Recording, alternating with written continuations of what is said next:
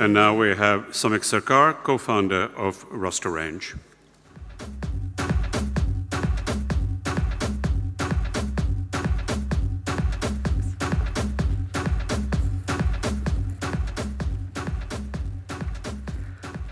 Good evening, everyone. My name is Samik, and I am the co-founder of Restaurant. Over the next couple of minutes, I'm going to discuss about a couple of events which happened in my entrepreneurial journey and which had immense learnings in the journey of creating Restaurant. I started my entrepreneurial journey with a concept called as Zakopi, which was basically a sort of a Zomato of fashion. But unfortunately, it lacked a good product market fit even after multiple iterations. In about a year's time, we had probably money to survive us another month. We were looking for new revenue streams, and there was a time that the question was that is this the end? That was the time that when we were looking for new revenue streams, that we realized that there is a lot of opportunity in contemporary ethnic wear, right? What I mean by this is that there are a lot of such kind of pop-up exhibitions happening wherein you will see women flocking to these young designers, right?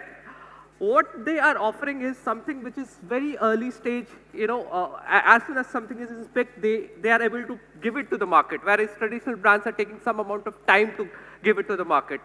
Now, what we thought that if we can create a vertically integrated sort of a market in which we can design and take things early to the market and also have a database algorithms for forecasting which one would do well, it would not only introduce new designs, but at the same time, reduce any kind of dead inventory risk.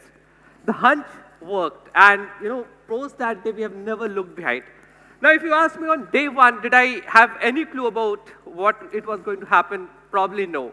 But probably as an entrepreneur, you just have to start, and the destination will come down the line.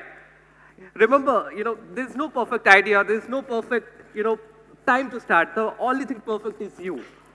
The second incident happened when my father was diagnosed with throat cancer, and rust orange is the biggest thing of my life, suddenly took, a second priority to his treatment. It was at that time that, due to bandwidth-related constraints, me and my co-founder, we decided let's focus on one particular thing, and we decided that let's do only kurtis and not various other things. This resulted suddenly in, higher profitability, great gross margins, and when we passed the gross margins to the end customer, the sales suddenly increased. As an early stage entrepreneur, most times we are very excited and would like to do multiple things, right? But since you're always resource crunched, you should focus on few things which, will eventually lead to a better business. To sum it up, ladies and gentlemen, I think if you are an early stage entrepreneur, you are also likely to go through many, near-death situations. But if you are persistent, determined, you will sail through it, and in process, get such beautiful life lessons that you will build a much smarter business and also become a very better human being. Thank you. How do you see Restaurant 5 years down the line? So, what's your dream, vision, and purpose of Restaurant? So, dream is to build one of the first data-enabled, data-driven fashion companies. I don't come from a fashion background, nor does my co-founder. But so how using database merchandising we can create a great fashion company is the dream. The vision is to give great clothes to the end customers who are always looking for something new, affordable, and take it to the middle class, right? Because the demand is always there. And the vision is, to be something which is known for its style, its quality, and the way it has been done. Samik, see, I've spent last 34 years of my life in this industry. 16 years when I joined textile engineering. Yes, sir. And anybody who comes from outside looks at it, says that idiots. They don't know how to handle inventory, how to merchandise well, and how to not create dead stock. Yeah.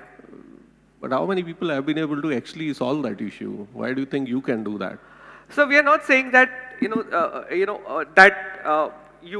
will not have dead stock. It's the way you manage it that's important. For example, at restaurants, what we typically do is that suppose X design, we feel that X has to move. We would do a sort of sample shoot and make it available to a very small quantity of audience. And then using the data, we'll decide whether how much production we have to do for it, right? And there are machine learning algorithms which are able to do this right now. And in turn, we will focus in the next 60 days how much we can sell that, right?